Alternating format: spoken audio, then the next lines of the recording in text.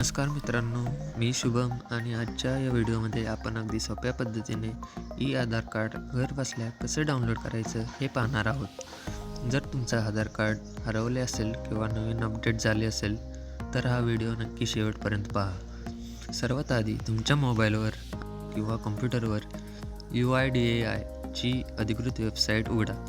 त्यासाठी Google Chrome open करा. नंतर तेथे आधार टाईप करा.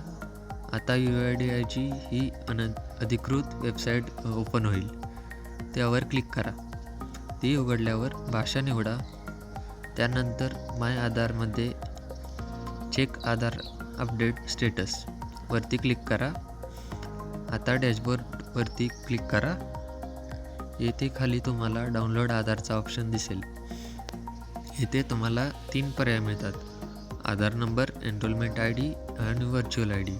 यापैकी जो तुमच्याकडे उपलब्ध असेल तो नंबर टाका आणि खाली तुमचा कॅप्चा कोड टाका आणि सेंड OTP वर क्लिक करा. तुमचा आधार कार्ड नोंद असलेल्या मोबाईलवर एक OTP येईल. तो OTP खाली टाका.